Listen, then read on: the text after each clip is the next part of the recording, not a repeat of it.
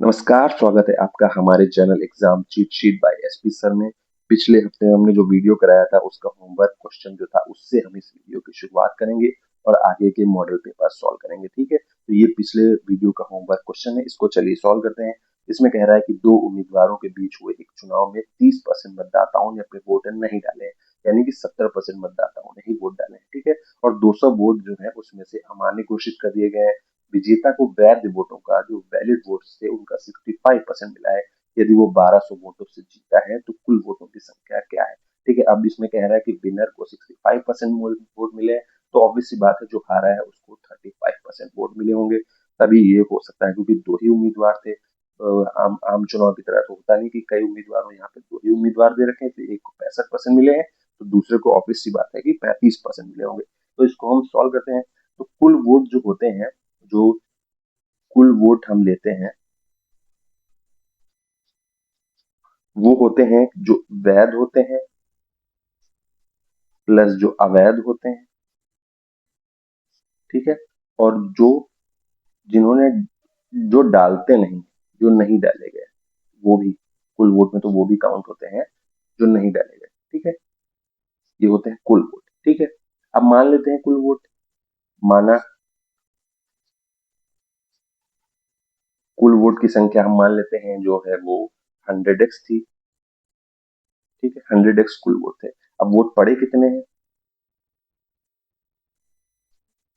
Vote पड़े हैं 70%, 30% क्योंकि मतदाताओं ने वोट नहीं डाले हैं, तो यानी 70x पड़े हैं। 100x में से 70x पड़े हुए वोट हैं।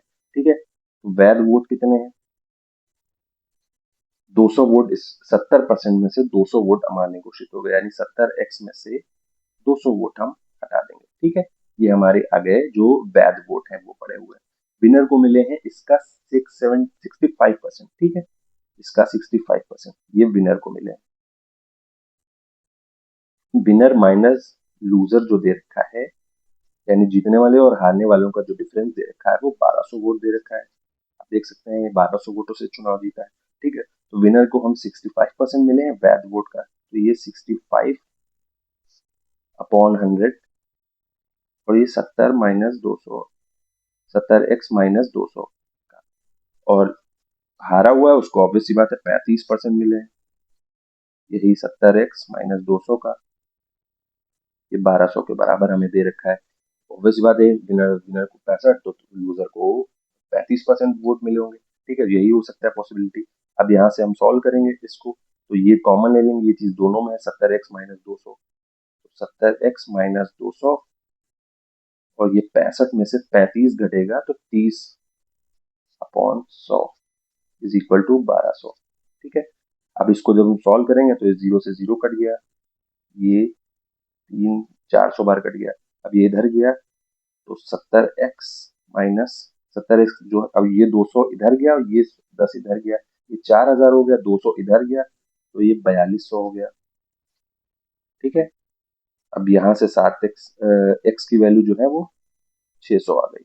एक्स की वैल्यू 600 आ गई, तो कुल वोट हमें बतानी है, कुल वोटों की संख्या। तो कुल वोट क्या आ गए? कुल वोट हमने 100x माने थे, तो 100 इंटू 600, यानी कि 6000 वोट जो है वो आंसर हो गया।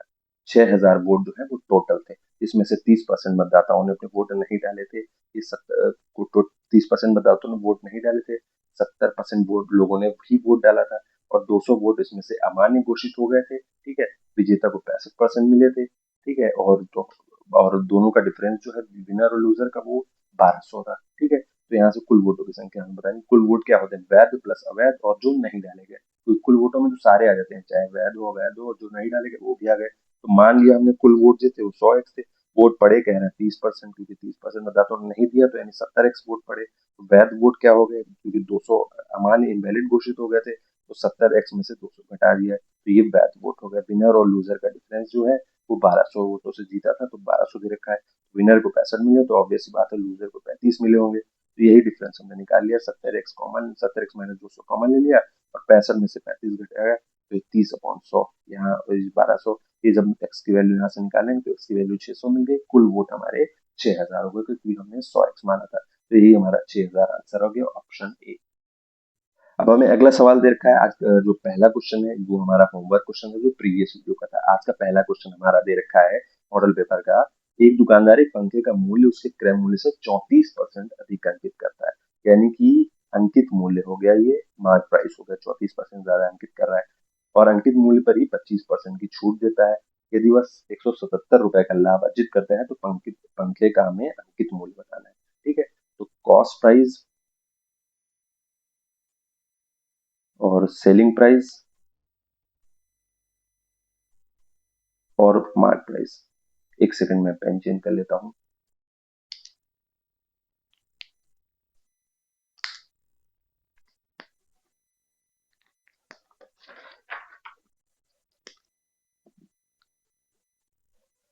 ये सेलिंग प्राइस और ये मार्क प्राइस हो गया। ठीक है, ये हमें देखा है। कॉस्ट प्राइस हमेशा हम 100 लेते हैं, तो हम मान लेते हैं 100x है। ठीक है, कॉस्ट प्राइस 100x हो गया।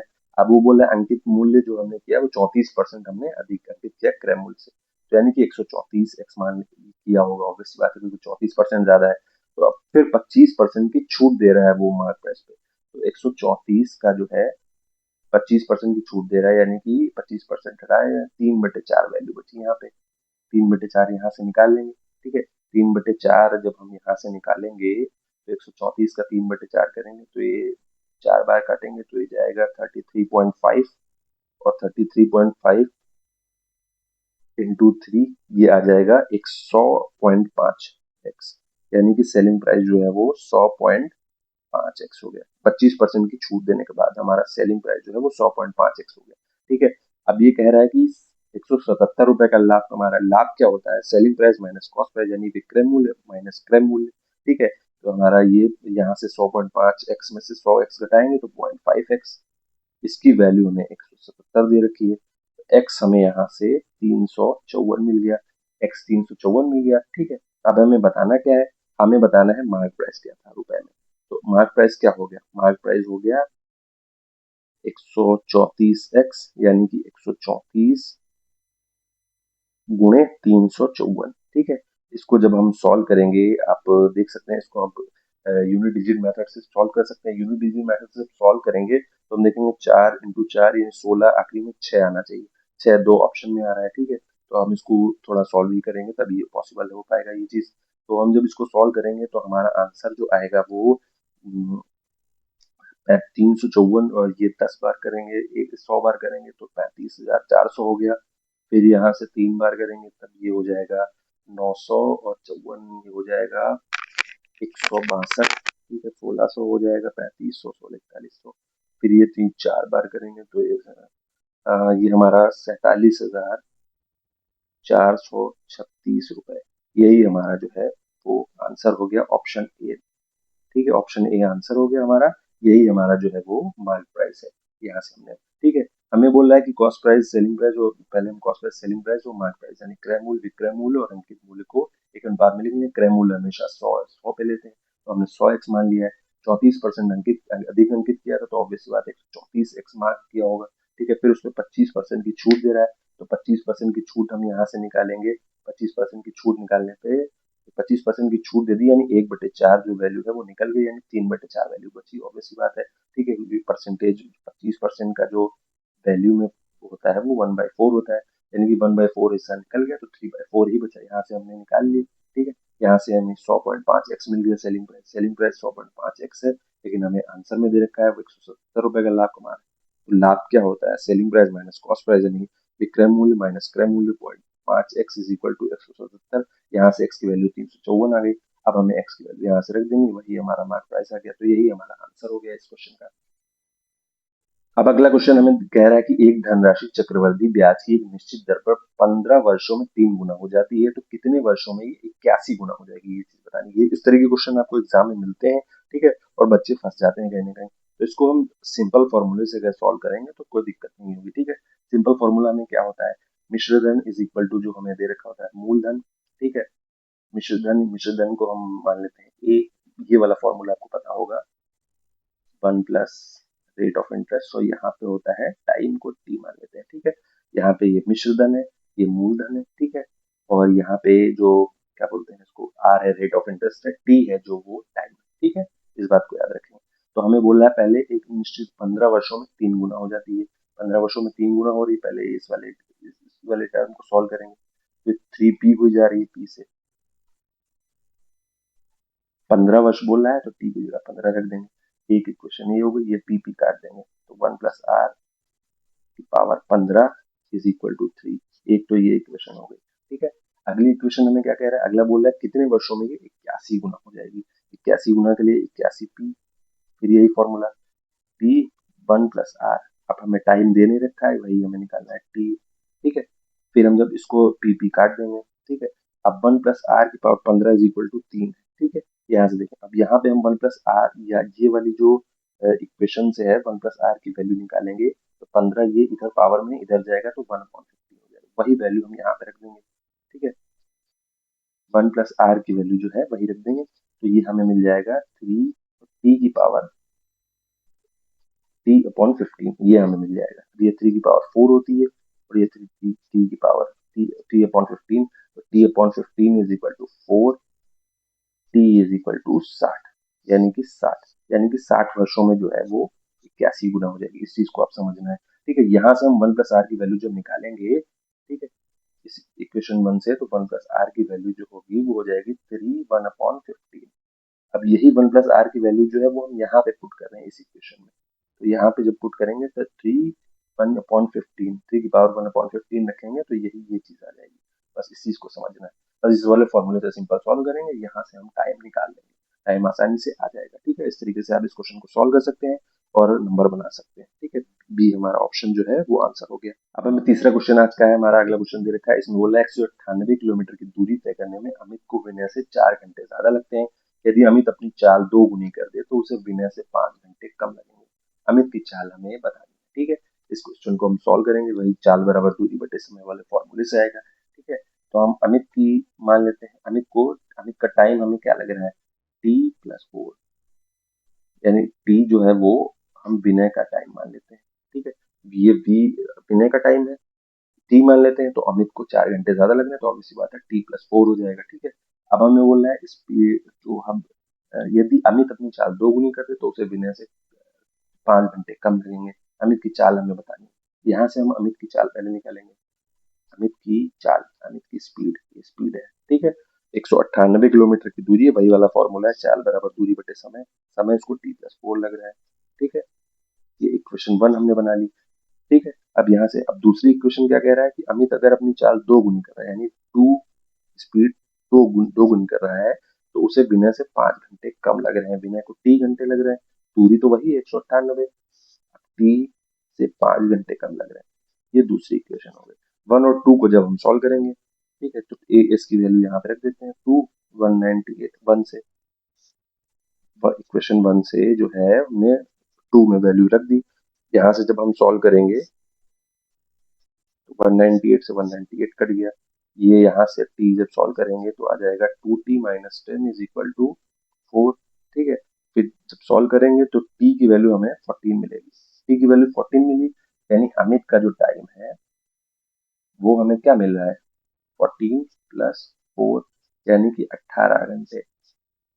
अमित को यानी कि 18 घंटे लग रहे थे। ठीक है, अब उसकी चाल बतानी, अमित की स्पीड हमें बतानी है। स्पीड क्या हो जाएगी, दूरी, टाइम हमने अभी निकाला 18 घंटे, यानी कि ये 11 बार 11 किलोमीटर पर आवर। यही हमारा आंसर हो गया, ऑप्शन डी। ठीक है, इस बात को याद रखेंगे, ये वही चाल बराबर दूरी बटे समय वाले फॉर्मूले से रहेंगे। ठीक है, हमें 198 किलोमीटर की दूरी तय करनी थी, अमित को विनय से 4 घंटे ज्यादा लग रहे थे, तो विनय का टाइम हमने जो है वो टी ले लिया है। ठीक है, तो अमित का जो टाइम आ गया है वो क्या होगा, t+4 हो जाएगा, ऑब्वियसली बात है 4 घंटे ज्यादा लग रहे हैं। तो यहाँ से हमने इक्वेशन में चाल बराबर दूरी, तो अमित की स्पीड 198 अपॉन टाइम t+4, ये इक्वेशन 1 बन गई। अब वो बोला अमित ने 2 गुना चाल कर दी, तो फॉर्मूला तो वही रहेगा, दूरी वही 198 पर 5 घंटे उसको विनय से कम लग रहे, विनय का t था यानी t-5, ये दूसरी इक्वेशन आ गई। अब दूसरी इक्वेशन में पहली इक्वेशन से ए एस स्पीड वाले फॉर्मूले से वैल्यू रख देंगे, तो यहाँ से जब सॉल्व करेंगे तो t14 आया, t14 है, यानी अमित का टाइम क्या आ गया, और ये विनय का टाइम आया 14, तो अमित का टाइम 4 घंटे ज्यादा है तो 18 घंटे। फिर अमित की स्पीड आ गई 198/18, which is 11 kilometre per hour. यही हमारा आंसर हो गया।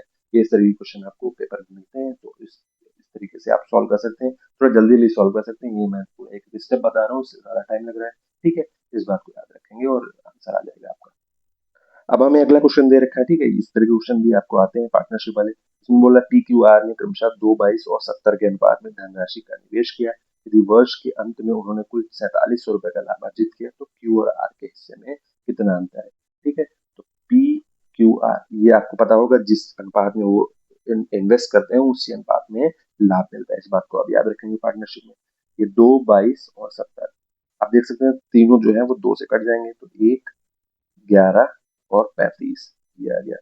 ठीक है, अब हमें बताना क्या है क्वेश्चन में, क्यू और आर के हिस्से। क्यू और आर पे आप ध्यान दें, सिर्फ P पे मत ध्यान दें। ठीक है, क्यू और आर के हिस्से में आप देख सकते हैं यहाँ से अनुपात में डिफरेंस कितना है, 24। इसको नोट कर लेंगे। ठीक है, अब वो बोला है वर्ष के अंत में 4700 रुपए का, तीनों का जो वो है वो जोड़ लेंगे, 1, ये 12 प्लस 37, ये 47 आ गया। ठीक है, यानी 47 की वैल्यू जो है वो 4700 रुपए दे रखी है। ठीक है, तो एक की वैल्यू यहाँ से क्या आ गई, 100 आ गई। हमें अब क्या बतानी है, 24 की वैल्यू। 24 की वैल्यू क्या आ जाएगी, 2400। यही हमारा आंसर हो गया, 2400 रुपए। अंतर हमें बताना था, अंतर हमने यहीं से देख लिया कि 24 का हमें वैल्यू बतानी है। ठीक है, 47 की वैल्यू हमें जो टोटल होता है ना लाभ, वो इस वाले रेशियो का ऐड करने पर ही वो मिलता है। ठीक है, तो 1 प्लस 11, 12 प्लस 35 यानी 47। 47 की वैल्यू 4700 रुपए दे रखी है, तो एक की वैल्यू 100 रुपए आ गई। और 24 की वैल्यू क्या आ जाएगी, 24 की वैल्यू 2400 रुपए आ गई। यही हमारा आंसर होगा, सेकंड से सॉल्व हो जाएगा। यहाँ पे हमने बस ये वाला डिफरेंस बताना था, वही क्वेश्चन में पूछा था, क्यू और आर के हिस्से में कितना अंतर है।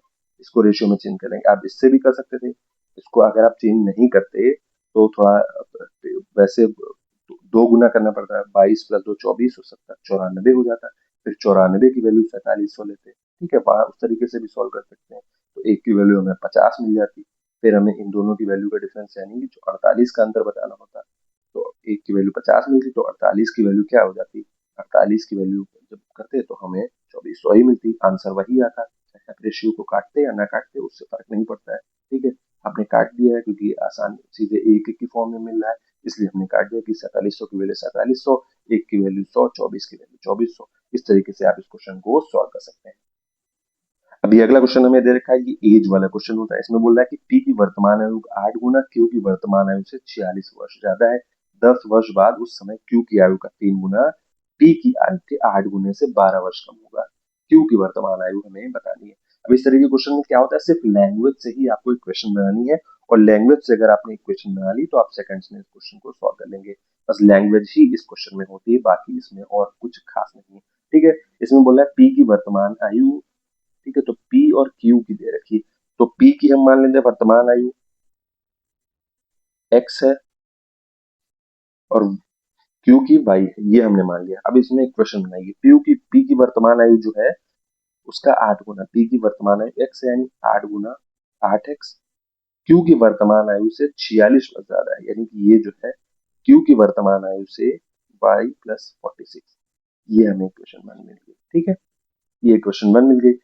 अगली लाइन क्या कह रहा है, 10 वर्ष बाद। अब 10 वर्ष बाद जो है, अभी क्यू पी और क्यू की वर्तमान है एक्स और वाई है, तो 10 वर्ष बाद क्या हो जाएगी, 10 वर्ष बाद जो इनकी आयु है वो एक की एक्स प्लस 10 हो जाएगी, एक की वाई प्लस 10 हो जाएगी, वैसी बात है। ठीक है, अब वो बोल रहा है उस समय क्यू की आयु का 3 गुना, यानी अभी 10 वर्ष बाद की बात हो रही है, वाई प्लस 10 और इसका 3 गुना पी की आयु के 8 गुने से, पी की आयु के 8 गुने से 12 वर्ष कम है। अब इसको सॉल्व करेंगे, 3y plus 30 is equal to 8x plus 80 minus 12। इसको जब सॉल्व करेंगे हम तो हमें मिलेगा 3y माइनस 8x, ये हो जाएगा 68, और उधर जाएगा तो ये हो जाएगा 38। ठीक है, ये हमें क्वेश्चन 2 मिल गई। अब 2 और 1 को सॉल्व करेंगे। हमें चाहिए कि बताना क्या है, क्यू की वर्तमान आयु। क्यू की वर्तमान आयु यानी वाई, वाई हम डिलीट नहीं करें, एक्स वाला जो है वो हम हटाते हैं। एक्स वाला हटाने के लिए 8x आप देख सकते हैं पहले इक्वेशन से मिला है, तो इसको सॉल्व करेंगे। ठीक है, वाई इधर आ जाएगा, वाई हम इधर ले आएंगे तो ये हो जाएगा माइनस वाई, और ये प्लस का 8x। इक्वेशन को आप कोशिश करिए कि सॉल्व आसानी से करिए, आप स्टेप ना बढ़ाएं। ठीक है, क्योंकि हम देख रहे हैं जहां से आप डायरेक्ट इधर लाए तो ज्यादा वो नहीं कि एक एक स्टेप आप लिख रहे हैं पेपर में, वो नहीं करना है, आप सीधा सॉल्व करिए। ठीक है, यहाँ से 8x 8x कट गया, ये 2y और ये जब आएगा 38 और 46, 46 और 40, 86 में से 2 घटाएंगे तो ये हो जाएगा 84। तो y हमारा आ जाएगा 42, y की वैल्यू 42 आ गई। यही हमारा आंसर हो गया ऑप्शन सी, यानी कि क्यू की जो वर्तमान आयु है वो 42 वर्ष है। यही हमारा आंसर हो गया। अब इसमें यही चीज होती है कि आप क्या मानते हैं और जो लैंग्वेज लिखी हुई है वो आप समझ के क्वेश्चन कैसे बनाते हैं। वो अगर आपने बना ली तो आप इस क्वेश्चन को सॉल्व कर लेंगे, वरना आप फंसे रह जाएंगे। ठीक है, इसको आप स्लो स्पीड में करके भी देख सकते हैं और समझ सकते हैं कि कैसे मैंने क्या बताया हुआ है और कैसे इसको सॉल्व करना है। अब अगला क्वेश्चन हमें दे रखा है, इसमें बोला है कि दो संख्याओं का एचसीएफ जो है और एलसीएम है वो 29 और 174 है। यदि उनमें से एक संख्या 58 है, दूसरी बतानी है। अब ये मैंने चैप्टर में बताया हुआ है, कुछ कुछ क्वेश्चन वीडियो में बताता रहता हूँ। इस तरह क्वेश्चन आपको बताया, ये सिंपल फॉर्मूला होता है। फॉर्मूला होता है मा सापा यानी कि एलसीएफ एचसीएफ इंटू ला सापा, यानी कि एलसीएम इज इक्वल टू पहली संख्या x1, दूसरी संख्या x2, दोनों संख्याओं का गुणनफल। ठीक है, दोनों संख्या मतलब दो संख्याएं दे रखी होती हैं उनका। ठीक है, तो वो मासापा हमें दे रखा है 29 और ये लासापा दे रखा है 174। पहली संख्या हमें दे रखी है 58, दूसरी हमें निकालनी है x2। ठीक है, ये मान लेते हैं। तो इसको जब सॉल्व करेंगे तो ये अब देखेंगे ये 3 बार जाएगा और 29 3 बार का मतलब है 87। 87 हमारा आंसर हो गया। ये सेकंड वाला क्वेश्चन है, इसमें आपको पेन भी नहीं उठाना है पेपर में, बस आपको सॉल्व करना है कैसे। बस ये फॉर्मूला आपको पता होना चाहिए, ये वाला फॉर्मूला बहुत इंपॉर्टेंट है। मैंने कई वीडियोस में बताया भी हुआ है कि जो एचसीएफ और एलसीएम का गुणा जो होता है वो दो संख्याओं के गुणनफल के बराबर होता है, ये फॉर्मूला होता है। इसको आप देख लीजिएगा और सॉल्व करिए। ये सेकंड्स का क्वेश्चन है, इस तरीके से आप सॉल्व कर सकते हैं फॉर्मूला सीधा लगा के। अब अगला क्वेश्चन हमें दे रखा है, ठीक है, टाइम एंड वर्क का। इसमें बोला है ए किसी कार्य को 16 दिनों में कर सकता है, बी उसी कार्य को 18 दिनों में कर सकता है। यदि वो 4 दिनों तक एक साथ इस कार्य पर कार्य करते हैं तो कार्य का कितना भाग शेष रह जाएगा। ठीक है, तो ए का 16 है, बी का 18 है। इनका एलसीएम हम लेंगे। इनका जब एलसीएम हम लेंगे तो एलसीएम हमें मिलेगा 144। ठीक है, एलसीएम हमें 144। अब ये 9 यूनिट, यानी एक दिन में 9 यूनिट और ये 8 यूनिट कर रहा है। ठीक है, इस चीज को समझ लेंगे। ये जो है वो 9 यूनिट एक दिन में कर रहा है, इनका एलसीएम हमने 16 18 का लिया है। टोटल कार्य हमें जो है वो 144 करना है। ये जो ए है वो 9 यूनिट काम कर रहा है एक दिन में, बी है जो वो 8 यूनिट काम कर रहा है एक दिन में। ठीक है, अब इन्होंने 4 दिन तक एक साथ काम किया। 4 दिन तक एक साथ मतलब 9 और 8 17 यूनिट जो है वो 4 दिन तक काम किया, यानी 68 काम जो है वो हो चुका है। ये 68 काम डन हुआ है, ये ऑलरेडी हुआ हुआ काम है, हो चुका है। हमें बताना क्या है कि शेष जो कार्य है वो बचा कितना है। अब 144 में से 68 जब घटाएंगे हम, 144 में से 68 घटाने पे हमें मिलेगा 76, यानी 76 काम अभी बाकी है। ठीक है, टोटल काम कितना था 144, बाकी कितना है 76, यानी कितना हो गया 76 अपॉन 144।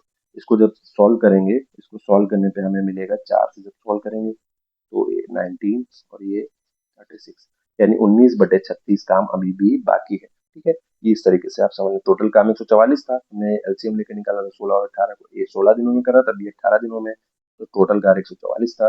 ठीक है, और ये बोल रहा है कि 4 दिनों तक एक साथ काम किया है, तो ये 9 यूनिट और 8 यूनिट दोनों ने मिलकर 4 दिनों तक साथ काम किया, तो 17 चक्कू 68, यानी 68 काम हो चुका है, 144 करना था। ठीक है, तो यानी बचा हुआ काम कितना है 76। 76 काम बचा हुआ है, टोटल का 144 है। तो ये 4 से दोनों कट जाएंगे, ये 19 और ये 36, 4 से दोनों नंबर कटते हैं, इस चीज को देख लेंगे।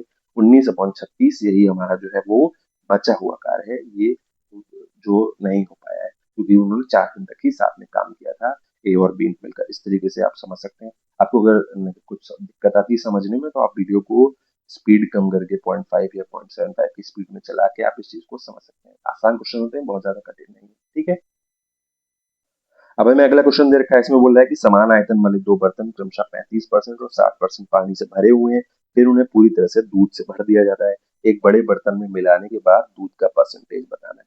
ठीक है, तो ये मिक्सचर वाले सवाल है, इसको देखेंगे। ठीक है, तो फर्स्ट बर्तन में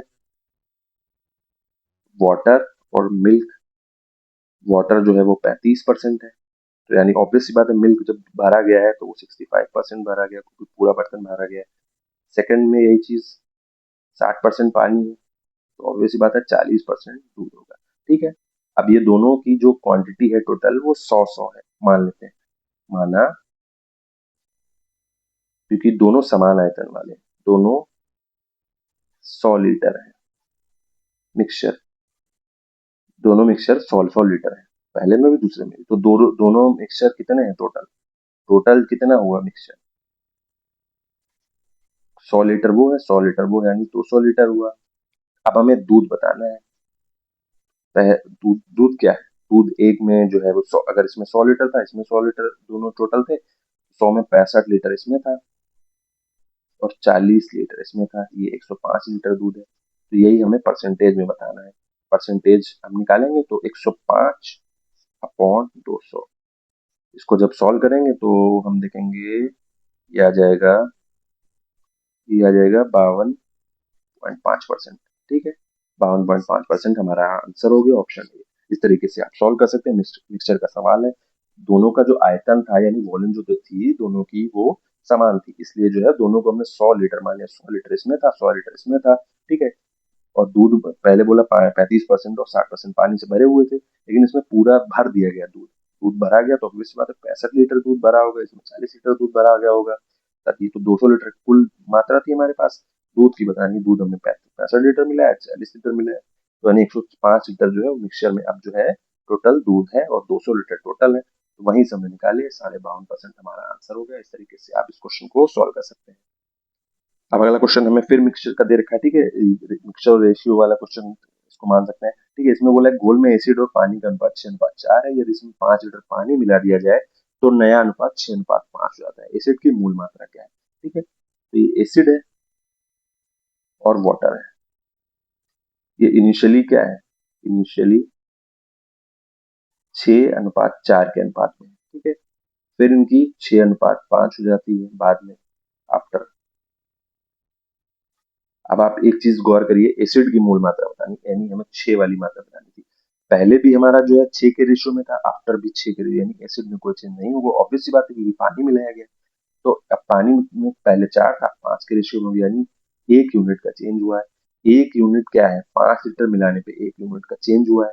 ठीक है, यानी कि 1 यूनिट की वैल्यू जो है वो 5 है, तो 6 यूनिट की वैल्यू क्या हो जाएगी, 6 यूनिट की वैल्यू 6 × 5 यानी 30 लीटर, यानी कि एसिड जो है वो पहले 30 लीटर था, यानी कि एसिड पहले 30 लीटर था, अब भी 30 लीटर है। ये सेकंड वाला क्वेश्चन है, ठीक है, सेकंड्स में इसको सॉल्व करेंगे, क्योंकि जो एसिड का रेशियो है वो सेम है, आप देख सकते हैं जो मिक्सचर है उसमें, तो यानी इसमें कोई चेंज नहीं हुआ है, ऑब्वियस बात है पानी सिर्फ मिलाया गया है, पानी सिर्फ मिलाया गया, पानी का रेशियो 4 था, 5 हो गया, यानी 1 यूनिट का चेंज हुआ 5 लीटर पानी मिलाने से, 1 यूनिट की वैल्यू 5 हो गई, तो 6 यूनिट की वैल्यू क्या हो जाएगी, 30, यानी 30 लीटर जो है उसमें एसिड था शुरू में, जो हमारा पहले जो रेशियो था। इस तरीके से आप इस क्वेश्चन को सॉल्व कर सकते हैं। अभी अगला क्वेश्चन हमें दे रखा है, ठीक है, 10वां क्वेश्चन, ठीक है, इसमें बोला है पी एक काम को 15 दिनों में कर सकता है, क्यू 20 दिनों में कर सकता है, पी और क्यू उस काम के लिए 6,000 रुपए पर सहमत होते हैं, यानी कि ये टाइम एंड वर्क का क्वेश्चन है, लेकिन इसमें पैसे जो डिस्ट्रीब्यूट करते हैं काम के आधार पर वो वाला चैप्टर है, वो वाला क्वेश्चन है। ठीक है, और से 6,000 रुपए सहमत होते हैं, आर के साथ मिलकर वो इसे 4 दिनों में पूरा कर लेते हैं। आर का पेमेंट क्या होगा ये हमें बताना है। ठीक है, पी, क्यू और आर, पी 15 दिनों में, ये 20 दिनों में, आर का हमें नहीं पता, इनका हम जब एलसीएम लेंगे तो 60 आएगा, यानी ये 4 यूनिट कर रहा है, ये 3 यूनिट कर रहा है 1 दिन में। ठीक है, अब वो बोला 4 दिनों तक काम करते हैं, तो ऑब्वियस बात है पी क्यू आर तीनों 4 दिनों तक काम कर रहे हैं, पी क्यू भी 4 दिनों तक कर रहा है। ठीक है, टोटल काम 60 है, पी क्यू 4 दिनों तक कर रहा है, यानी 4 और 3, 7 × 4, यानी कि उन्होंने 28 यूनिट काम किया है, 60 करना था 28 किया है पी क्यू ने मिलकर 4 दिनों में, तो आर ने कितना किया होगा, 60 - 28 यानी कि 32, 32 काम आर ने किया है 4 दिनों में, टोटल काम जो है वो 32 किया, टोटल वर्क आर ने कितने दिनों में, 4 दिनों में। ठीक है, तो यानी कि उसका जो क्या बोलते हैं, उसके दिन कितने, वो कितने दिन उसका कर रहा होगा, वो इस बात को हम निकालेंगे, कितने दिनों के लिए वो कर रहा होगा, मतलब कितने यूनिट जो है वो काम, मतलब 32 काम है और वो 4 दिनों में कर रहा है, तो यानी कि 8 यूनिट उसकी जो है वो एफिशिएंसी आ गई, 32 काम था 4 दिनों में कर रहा है, तो यानी कि यही उसकी 8 यूनिट जो है वो एफिशिएंसी आ गई। इस बात को याद रखें, ये एफिशिएंसी होती है, यानी एक दिन में कितना काम करना है भाई। ये 8 यूनिट आ गई। अब यहाँ से 8 आ गई तो यहाँ ये क्या होता है, ठीक है, इनका गुणा जो होता है, इसका इसका जो गुणा होता है वही ये नंबर होता है। तो यहाँ पे ये नंबर हमें पता है, तो इस 8 को 8 से डिवाइड करेंगे तो ये 7.5, यानी कि आर जो है वो 7.5 दिनों में काम कर रहा है, पूरा करता है। ठीक है, कोई भी काम होता है वो 7.5 दिनों में काम करता है पूरा। पी जो काम 15 दिनों में करता है, क्यू 20 दिनों में करता है, वो आर 7.5 दिनों में करता है। यही हमें निकालना है। यहाँ से हमने टोटल वर्क जो बचा हुआ था, आप देख सकते हो टोटल वर्क हमें 60 करना था। 4 दिनों तक तीनों मिलकर काम कर रहे हैं, यानी पी और क्यू ने मिलकर जो है वो 4 3 7 और 4 दिनों तक काम किया, तो 28 यूनिट काम किया होगा। बाकी जो है वो आर ने किया है, 60 में से 28 हटा देंगे तो 32, तो यानी 32 काम जो है वो आर ने किया है 4 दिनों में। उसकी एफिशिएंसी वहां से 8 यूनिट आ गई। अब 8 यूनिट आ गई, यानी कि यहाँ से हम दिन निकाल लेंगे टोटल कितने दिनों में वो काम पूरा कर लेता। अकेले अगर करता तो 7.5 दिनों में वो काम को पूरा कर लेता, अगर वो अकेले करता। ठीक है, अब हमें क्या बताना है, आर का पेमेंट कितना होगा। अब आर के भुगतान के लिए जो करेंगे हम, तो आर के भुगतान के लिए हम देखेंगे कि चार जो क्या बोलते हैं 4 दिनों तक काम किया है आर ने। ठीक है, 4 दिनों तक काम किया है और उसका टोटल कितने दिनों में कर लेता वो 7.5 दिनों में कर लेता। और रुपए कितने, 6,000 रुपए। इसको जब हम सॉल्व करेंगे तो यहाँ से ये हटाएंगे, जीरो बढ़ाएंगे। ठीक है, फिर 5 से करेंगे तो ये 12,000 हो जाएगा और ये 15 हो जाएगा, ये 8 बार कटेगा, 800। अब 800 गुणे 4 यानी 3200। 3200 यानी ऑप्शन सी हमारा आंसर हो गया। 3200 रुपए जो है वो आर को मिलेंगे। ठीक है, इस बात को याद रखें, आर को 3200 रुपए मिलेंगे इस क्वेश्चन के हिसाब से, क्योंकि जो आर जो है वो जल्दी काम कर रहा है, ऑब्वियसली बात है, जल्दी काम कर रहा है, ज्यादा पैसे उसको मिलेंगे। जो लेट काम कर रहा है उसको कम पैसे मिलेंगे। ठीक है, उस तरीके से अगर देखा जाए, जैसे होता है ना, लेबर अगर ज्यादा दिन काम करते हैं तो ऑब्वियस बात उनको ज्यादा पैसे मिलते हैं, लेकिन यहाँ इस तरीके क्वेश्चन में भी आप देख सकते हैं ये एफिशिएंसी पे बेस्ड है। एफिशिएंसी जिसकी ज्यादा होगी उसको पैसे ज्यादा मिलेंगे। ठीक है, इस बात को याद रखेंगे। इस क्वेश्चन को अगर आप समझने में दिक्कत हो रही तो आप वही चीज कर सकते हैं, स्पीड कम कर सकते हो और आसानी से समझ सकते हैं। बहुत कठिन क्वेश्चन नहीं है और मैंने हर चीज बताने की कोशिश की है। ठीक है, 60 यूनिट काम था, पी क्यू आर जो है वो अगर साथ में करते। ठीक है, तो आज 4 दिनों तक काम किया। आर हमें सिर्फ दिन दे रखे हैं, वो 4 दिनों जो पी क्यू के साथ मिलकर काम किया है। आर की हमें दिन नहीं दे रखे हैं कितने दिन का, यहाँ से हम दिन निकालेंगे उसके टोटल। ठीक है, 60 से यहाँ से, तो पी और क्यू साथ में 4 दिनों तक काम कर रहे हैं, उनकी यूनिट जो एक दिन की एफिशिएंसी 7 थी, तो यानी 28 काम हो चुका है। अब 28 काम हो चुका है तो बचा हुआ 32 काम है, वो आर जो है वो 4 दिनों में पूरा कर रहा है 32 काम। यानी उसकी एफिशिएंसी 8 यूनिट है, यानी एक दिन में वो 8 काम कर रहा है, तभी तो 32 काम को 4 दिनों में कर पा रहा है। यहाँ से हमने निकाला वो टोटल अगर अकेले काम करता तो 7.5 दिनों में काम करता। ठीक है, इसका इसका गुणा होता है वो ये नंबर होता है। ठीक है, तो ऑब्वियस बात है, इस नंबर या ये वाला नंबर नहीं पता है तो इस वाले नंबर से इसको डिवाइड करेंगे तो ये वाला, यानी 7.5 दिनों में आर जो है वो पूरा काम करता है अगर अकेले करता है। तो आर का हिस्सा कितना हो जाएगा, आर का हिस्सा हो जाएगा 4। 4 दिनों तक उसने काम किया, लेकिन वो 7.5 दिनों तक काम करता है अपॉन में, और उसको 60 कितना 6,000 रुपए से गुणा कर देंगे टोटल ग्रुप, क्योंकि 6,000 थे। तो उसको जब सॉल्व करेंगे तो 8 से यानी 3200 रुपए आर हमारा जो आर का हिस्सा है वो 3200 रुपए आ जाता है। इस तरीके से आप इस क्वेश्चन को सॉल्व कर सकते हैं। अब अगला क्वेश्चन हमें दे रखा है। ठीक है, ये हमें दे रखा है tan b is equal to cot 4b minus 45, तो b का मान बताना है। तो tan b जो है उसको हम लिख सकते हैं cot 90 माइनस b, ये भी लिख सकते हैं। ठीक है, tan b को cot 90 माइनस b लिख देंगे तो cot 90 minus b is equal to cot 4b minus 45। ठीक है, cot cot कट गया तो 90 minus b is equal to 4b minus 45। यहाँ से जब हम सॉल्व करेंगे तो b उधर जाएगा, 5b हो गया और ये इधर आएगा 135। 5b is equal to 135। तो b हमारा क्या आ गया, 27। बी हमारा 27 डिग्री आ गया। यही हमारा आंसर हो गया सेकंड वाला क्वेश्चन है। बस आपको पता होना चाहिए कि tan बी जो होता है वो cot 90 माइनस बी होता है, cot बी जो होता है वो tan 90 माइनस बी होता है। ये आपको पता होना चाहिए फॉर्मूले। ठीक है, ये इसी तरीके से आप इस क्वेश्चन को सॉल्व कर सकते हैं। 27 डिग्री हमारा आंसर आ गया। इस चैप्टर को मैं कोशिश करूंगा कि एक अलग से वीडियो बना के पूरा चैप्टर बता दूं कि क्या फॉर्मूला क्या होता है, क्या किस वैल्यू की किस डिग्री की क्या वैल्यू होती है। ठीक है, फिलहाल आप इस क्वेश्चन को इस तरीके से सॉल्व कर सकते हैं। अब अगला क्वेश्चन हमें दे रखा है, ठीक है, इसमें बोल रहा है यदि b इज इक्वल टू √7 तो b+2 का होल स्क्वायर प्लस b-2 का होल स्क्वायर का मान क्या होगा। ठीक है, b इज इक्वल टू √7 है तो सीधे सीधे आप वैल्यू रख दीजिए, सीधे सीधे आप वैल्यू रखेंगे तो b की जगह जब 7 √7 रखेंगे तो ये हो जाएगी इक्वेशन।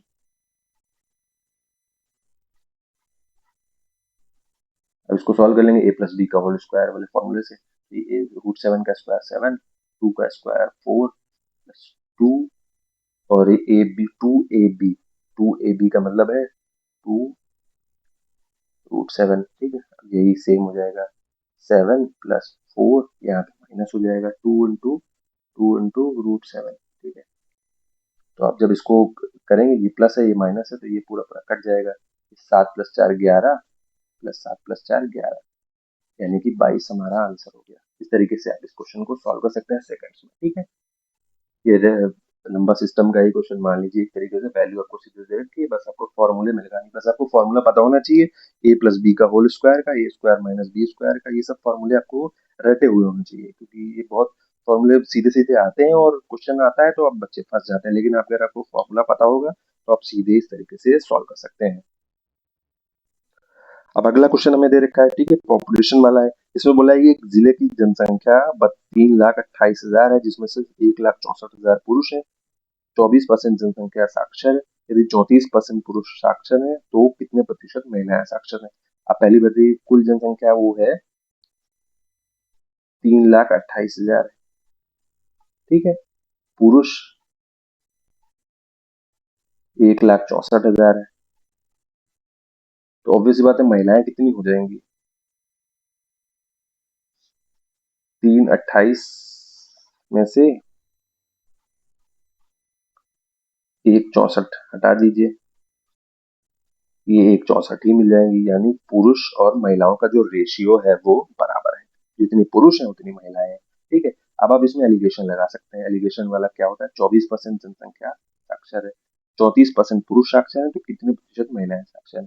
तो 24 को इधर रखिए, पुरुष वाला ये 34 और ये महिलाओं का हमें बताना है। ठीक है, तो इसको जब सॉल्व करेंगे तो यहाँ पे घटाने पे 34 - 24 10% आएगा, ये आ जाएगा 24 - 6। ठीक है, ये रेशियो, लेकिन रेशियो होना क्या चाहिए, 1 और 1, क्योंकि जनसंख्या बराबर है तो ऑब्वियस सी बात है 1 और 1 होगा। ठीक है, तो ये 1 और 1 रखने पर जब हम इसको सॉल्व करेंगे, ठीक है, तो ये हो जाएगा यानी कि ये वैल्यू जो है वो भी 10% ही आनी चाहिए, ये वैल्यू भी 10% ही आनी चाहिए। जब ये 10% है, क्योंकि 1 अनुपात 1 रेशियो, जनसंख्या बराबर है दोनों की, तो ये 10% है तो ऑब्वियस सी बात है ये भी 10 होना चाहिए। ठीक है, तो 24 - x को 10% होना चाहिए, तो x यहाँ से क्या आ जाएगा, 14%। यही हमारा आंसर हो गया, 14%। इस तरीके से आप इस क्वेश्चन को सॉल्व कर सकते हैं। एक लॉजिकल बेस भी आप सीधे सॉल्व कर सकते हैं कि जनसंख्या जब बराबर है तो 24% टोटल है, 24% इधर था, ऑब्वियस बात है इधर 10% बढ़ रहा होगा तो उधर 10% घटेगा, तो सीधा 24 से 10 घटा के 14 आंसर लिख सकते हैं। ठीक है, क्योंकि जनसंख्या बराबर है, जब बराबर है तो जितना इधर बढ़ेगा उतना ही उधर घटेगा भी, तो भाई तभी तो बीच का एक नंबर आएगा। जैसे मैं आपसे बोल दूं कि एक संख्या है 6, 6 से अगर 5 6 से 5 अगर बढ़ाएं तो 11 है, तो अगर 5 घटाएंगे तो ऑब्वियस बात है एक बीच का नंबर, क्योंकि 6 बीच का नंबर 6 अगर हम मानते हैं तो 5 बढ़ाने पे 11 है, 5% अगर बढ़ाते हैं और 5% घटाते हैं तो 1, तभी तो बीच का नंबर 6 बनेगा। इस तरीके से आप इस क्वेश्चन को सॉल्व कर सकते हैं, क्योंकि दोनों की जो जनसंख्या है वो बराबर है, पुरुष और महिलाओं की। अब अगला क्वेश्चन हमें दे रखा है, ये बोल रहा है कि ये साधारण ब्याज वाले सवाल है।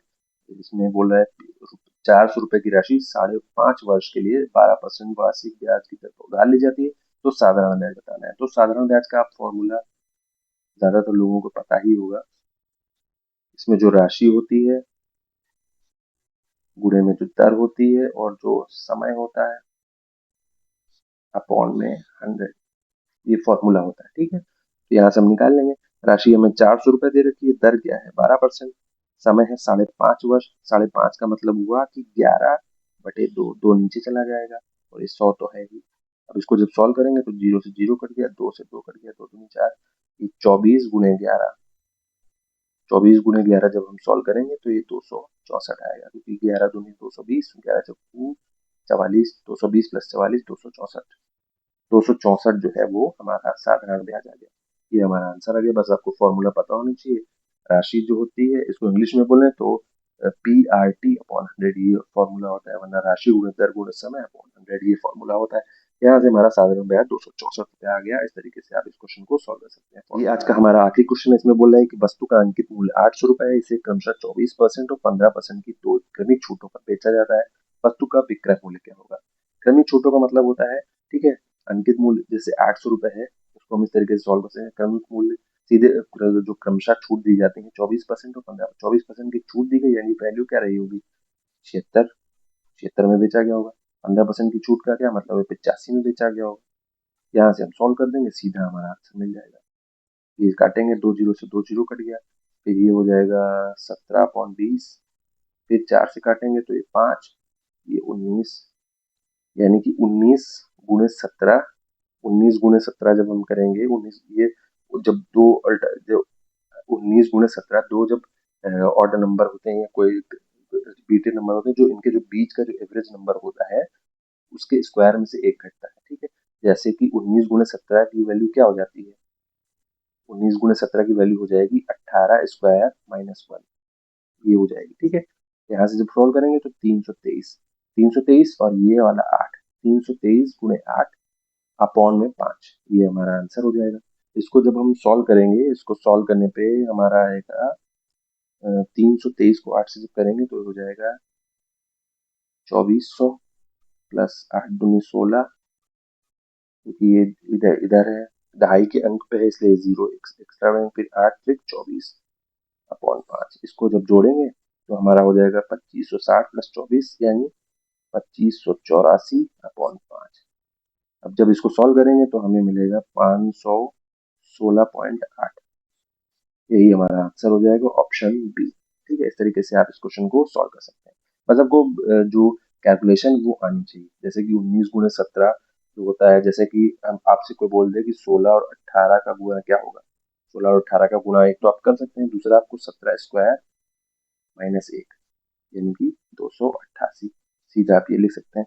जैसे कोई बोले 5 और 7 का गुणा, वैसे तो 35 आप करके देख लो, लेकिन इनके बीच का नंबर क्या है? 6, उसका स्क्वायर माइनस 1 यानी कि 35, तब भी 35 आएगा। और इसको डायरेक्ट अगर छोटा नंबर है तब तो आप कर सकते हैं, लेकिन बड़े नंबर में जो होता है वो आपको ये वाला अगर ट्रिक अपनाएंगे तो आप आसानी से कर पाएंगे। इसको जब सॉल्व करेंगे तो हमारा यही आंसर आ जाएगा। इस तरीके से आप इस क्वेश्चन को सॉल्व करेंगे, तो आपको कैलकुलेशन आनी चाहिए, ठीक है। अब ये आज का हमारा होमवर्क का क्वेश्चन है, इसको आप इसका आंसर जो है वो कमेंट बॉक्स में जरूर बताएं, और कोशिश करिए वीडियो देखने के बाद जो होमवर्क क्वेश्चन मैं देता हूँ उसको सॉल्व करके उसका कमेंट बॉक्स में आंसर वो जरूर बताएं। ये जो मैं क्वेश्चन करा रहा हूँ ये क्वेश्चन आपको मैथ्स के सीधे सीधे पेपर में मिलेंगे, और अगर आप इनको समझ लेते हैं तो आप सीधा सीधा क्वेश्चन को सॉल्व कर पाएंगे पेपर में आसानी से, ठीक है। मैथ्स थोड़ी ट्रिकी होती है पेपर में, आजकल क्या होता है कहीं आसान आ रही है कहीं टफ आ रही है तो बच्चे कंफ्यूज हैं, लेकिन आप अगर बेसिक्स पे टिके रहेंगे तो आप चाहे आसान है चाहे मुश्किल है आप सॉल्व कर लेंगे उसको, ठीक है। इस तरीके से अगर आप देखते हैं, अगर आप पूरे वीडियोस में, और मैं कोशिश कर रहा हूँ आप चैप्टर वाइज चैप्टर जो है आपको फिर से चालू करता हूँ वीडियो, और साथ में मॉडल पेपर भी लिखाता रहूँगा। इस तरीके से आप देखते हैं शॉर्ट्स में भी कुछ कुछ वीडियोस डालता रहता हूँ, और उसको भी आप देखते रहिए, क्वेश्चन डालता रहता हूँ उसको भी समझते रहिए, ठीक है। चैनल को सब्सक्राइब जरूर करिए, शेयर जरूर करिए, और लाइक कमेंट जरूर करिए, और बताइए कि कैसा लग रहा है आपको। और आप कोई भी कंपटीशन की तैयारी कर रहे हैं तो निराश मत होइए, सफलता जरूर आपको एक दिन हाथ लगेगी। बस कुछ ना कुछ, कहीं फ्रॉड चलता है, कहीं बच्चा अच्छे करके आता है लेकिन और बच्चे अच्छा कर लेते हैं, तो ये सब जब तैयारी करते हैं तो ये सब चीजें चलती रहती हैं। लेकिन होता क्या है कि अगर आपका एक एग्जाम निकल जाता है तो वहां से आपको कॉन्फिडेंस मिल जाता है और बाकी एग्जाम्स भी निकलते रहते हैं। जब तक वो पहला एग्जाम नहीं निकलता है तब तक आप थोड़ा फंसे रहते हैं, इस चीज को आपको समझना होगा, ठीक है। हिम्मत मत हारिए, यूपीएसआई का रिजल्ट जो भी आया है उससे हिम्मत मत हारिए, आगे आने वाले एग्जाम्स हैं उनकी तैयारी करिए, यूपी कांस्टेबल हो गया या फिर एसएससी के जो भी एग्जाम्स आने वाले हैं उनकी आप तैयारी करते रहिए, ठीक है। Thanks for watching.